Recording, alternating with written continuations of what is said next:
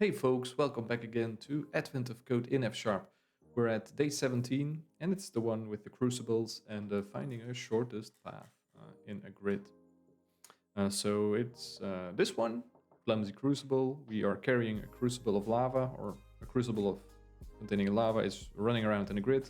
We have to find the shortest path in this grid from the top left to the bottom right, so that we incur the minimal amount of heat loss.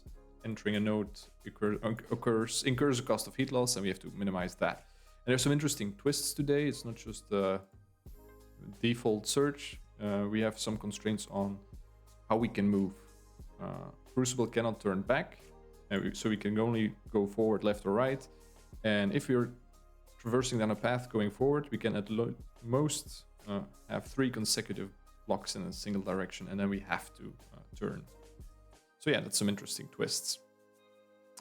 And in the second part, the constraints change yet again, but for now, let's take a look at how I solved part 1, because I already solved it.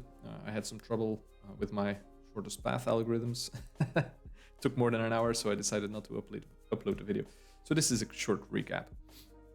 The first thing you see here is I'm grabbing a NuGet package, NuGet Fsharpx.Collections. So it's not standard library. This is a collection. I think we've seen it already in the previous one of the previous days. It contains a lot of purely functional data structures. Is there like a API? Yeah. So it contains functional or immutable data structures that are somewhat performant. Familiar ones are dex, double-ended queues, difference lists, or is it difference list? I don't know actually. Append lists.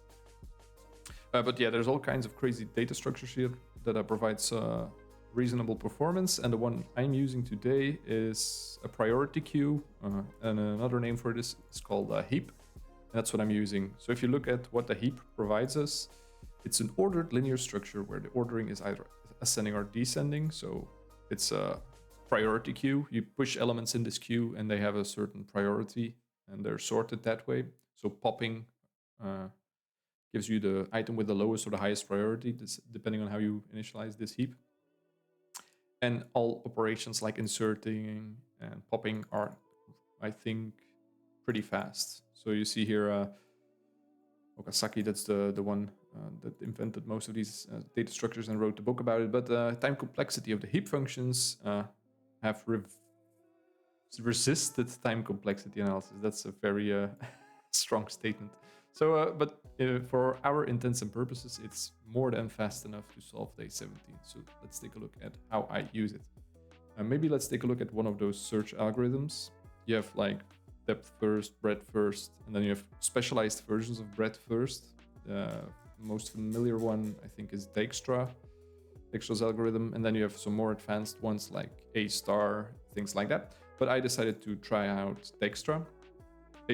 A star is not far from this, but for my purposes and with those constraints, and especially for part 2, Dijkstra was the best fit for me. And we'll see why in a second. But just to recap, somewhere down here there's some pseudocode, and the one with a priority queue, so with the heap that I showed you just now, is the one I decided to go with. And the idea here is to have a priority queue containing all the vertices, so all the nodes, in some kind of priority. And for me, for us, it's the minimal heat loss. So the priority is the heat loss. And then we just take the first element of that priority queue, look at the neighbors, and this is where those constraints come into play. Neighbors are defined in a very specific way for today's problem. And if we find shorter paths to nodes, we update our intermediate results until we have found the shortest path to our end state. One interesting thing to think about is what is a node in today's puzzle. So let's take a look at how I solved that problem. This is a priority queue just for the Dijkstra algorithm. I wrapped a module around most of those functions because I have seen that we did this. I think it's the 4th year I have to do this, so today was the day I implemented it for once, and I hope to never do it again. But what do I have here? I have a Dijkstra priority queue module, and it declares some functions and some types. So I have state for my Dijkstra algorithm, which contains the priority queue or the heap. I'm gonna start talking about heaps because that's the actual type name I use. So I have the heap itself, which has the priorities and the elements, the nodes. And then I have a set of visited nodes, and I have the results. So I'm not keeping track of the entire paths, I'm just keeping track of the minimal distance to every node. And I can build heaps. I can build these priority queues or this state given a sequence of nodes, but that's not very interesting. Uncons is a bit interesting to take a look at. Uncons is unconsing the heap, so it's splitting it in a head and a tail. And it's a pretty fast algorithm, or a pretty fast function given this Fsharpx.Collections library, so this works well enough. But the way why I wrote this function is because I can now always already keep track of the visited nodes and the intermediate distances, so my Dijkstra algorithm does not get polluted too much with all this bookkeeping. Whenever I uncons, so whenever I visit a node in the queue, I already keep track of it in the visited set and in the distances set, so that's what you're seeing here. And then the final interesting part is, if you look at Dijkstra, there's a decreased priority, so we have to decrease the priority of everything in the queue, or if you see the nodes here, instead of filling the priority queue with all nodes, so as you see here, we're filling priority queue with the distance, which is either 0 for the starting node or infinity. You don't have to do that, you can just fill in the priority queue as you find new neighbors, and that's something I do, and I use this update distances. It just takes the original priority queue or the original heap and adds a new heap. So it merges the priorities of those two heaps with new nodes we have not seen before. And then the entire resulting heap has a one linear priority. So that works pretty nicely. And then I have my function, Dijkstra, which is the shortest path algorithm. And there I just... It's a recursive function. It takes some kind of successors function and some kind of cost function. I don't know if that's in the algorithm. Yeah, this is the cost, like distance calculation. And my successors function is neighbor. Yeah, so those are the two abstractions I implemented. So I can now use this algorithm whenever I want to do Dijkstra. But the algorithm itself is, as you can see, if you have this data structure and a bit of bookkeeping, the algorithm itself is what? 5-6 lines of code, so that's pretty cool, or I found that pretty cool. So what am I doing? I have a recursive function that takes some kind of successors function, some kind of cost function, and our state, which is the heap, the set of visited node, and the distances for every node. And this is super generic, so this also has like some generic type parameter for my nodes. We'll come to what I chose for today later, but the algorithm itself is just taking an element from the queue, or taking the first element, they're sorted by priority, taking it from the queue. If the queue was empty, we're done, and we just return the state. If there is an element in there, then we have it's the distance up until that node and the node itself, and everything else in the queue. Then I look up the neighbors for that place. Then I cost those neighbors, so I calculate the distance for every neighbor in there, and then I just update the priority queue with newly explored or newly found neighbors that we have not seen before, and then I just recursively call this function until this queue runs out. There's some optimizations, like you can short circuit this algorithm if you encounter the start or the finish node. I think it's somewhere in here. Yeah, anyway, you could, in theory, short circuit, because now I work until the entire queue is empty and not until I found my end node. But that's also like a explicit choice, because especially for part 2, you don't just have to find the end node, you have to find it with some constraints. And if I wanted to keep my search algorithm generic and not hyper customized for today's problem, that did not go very well. So now I just keep going until my queue is empty. And that's slowish. As you can see here, my algorithm takes 6 to 8 seconds, which is a long time, but it works for any kind of shortest path and not just for day 17. So that's why I stuck with it. Okay, but this is generic search algorithm stuff. Let's take a look at how I chose to represent nodes, vertices in my today's problem. So I have a grid, which is a 2D array of integers, and some helper functions to check the dimensions of the grid, to find an element at a location, to check whether or not something is in the grid. The bounds. So this is a bounds check, whether or not the location is inside or outside the grid. And then I have directions, because we need to know that we there's this constraint that you can move only at max 3 times in the same direction. So I chose to explicitly model the concept of a direction here. And finally here, this is where it gets interesting for today's problem. My nodes are not just 2D locations, they are 2D locations and the current direction and the number of steps we have taken in that specific direction. So this is my node for Dijkstra, not just location. And once I shifted my brain into this mode, oh, so this is a node for me, then everything clicked into place. So nodes are locations plus direction plus the number of steps we took in that direction. And once you have that, everything should fall into place nicely. So I have some helper functions to parse the grid, to shift the location by a delta, and then to move. So you see here 3 functions to move to the next node forward, given a starting node, to move left, given a starting node, and to move right, given a starting node. Forward is pretty basic. It takes a look at the direction, and depending on the direction, we move 1 step in that direction on the grid. And we increase the number of steps in that direction because we are just going forward, and we are shifting the location by that delta. So that is basic. Turning left is pretty similar, but then not again, because we rotate into another direction, and we reset the number of steps because we've just taken a turn, and then we take 1 step forward. Because if you take a look at taking a turn in the examples, turning 90 degrees is not just 1 step. You have to turn 90 degrees and then take a step downwards, and that's all in 1 step. So that's also how my algorithm does it. It turns and moves and then moves forward in 1 atomic step. Right function is exactly the same, but then right.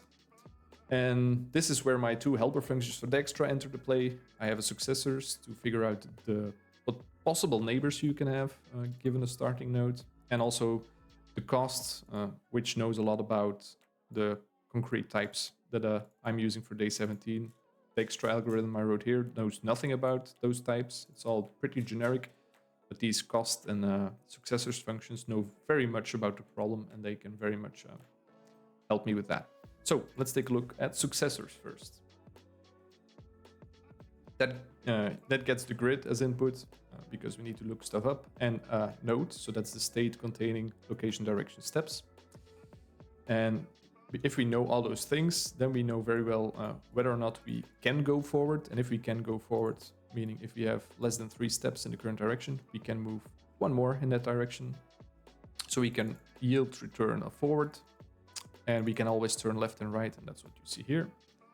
And then at the end, I just throw away states that are not in the grid. So if we move out of bounds, I just filter those out instead of doing the checks in here. You could do it the other way around, but that's how I decided to implement it. Cost is pretty easy. You know how far you've come up until this node or just before this node, and then you know the heat loss for a given node because that's the value at that location. So you just look up the heat loss for entering that node and add it to the previous distance up until now, and that's the cost for the new node we visited. All pretty basic stuff. So then we get ready to run the entire algorithm. We figure out the starting location, we parse the grid, we build our initial queue, and this is a slight difference with Wikipedia. I don't put integer max values for every node in there and 0 for my initial nodes. I just feed this queue with the initial states or the initial nodes. And as you can see, there's more than 1 initial state if you choose to represent nodes the way I did. It's not just location 0, 0, it's location 0, 0. Oh, by the way, I'm going right, and oh, by the way, I'm facing downward. So those are the 2 initial paths we can take, and that's why you see 2 entries in my initial queue here. And then I just call Dijkstra with this helper function for successors, this helper function for cost, and this initial queue containing those initial states. And that's it. Then I let my algorithm run, and I figure out the heat loss value for the bottom right entry in the result. And we have enough for part 1. So that was very cool, but a bit roundabout. And it took a while before I made the click of how I should represent my nodes in my search algorithm. For part 2, let's take a look what changes. We, instead of using crucibles, we use ultra crucibles. Cool. And those need to move a minimum of 4 blocks in a direction before they can turn. So it's the other way around. And then they start to get wobbly. So we can move at most 10 blocks and then we have to turn. And there's some examples here, but the idea is at least 4 before we can turn and at most 10 and then we have to turn. And there's one interesting tiny detail. Once we reach the end state, we need to have at least 4 blocks. Where's this little tidbit of information? That also cost me like 20 minutes before I figured that out. Oh yeah, here it is in parentheses. So you have to move a minimum of 4 blocks before you can turn, or even before you can stop at the end. So that's like a third constraint. Once you enter the end node, you needed to have like at least 4 consecutive steps in a single direction. It's actually 3 constraints and not 2. Minimum 4, maximum 10, and 1.5 end state needs to be reached with at least 4 steps. So that's very similar. I changed nothing about my code except one place, or 2 places actually. One was in the successors function, which calculates the neighbors of a node. And as you can see here, it's totally different. We take the 10 into account, we take the 4 into account.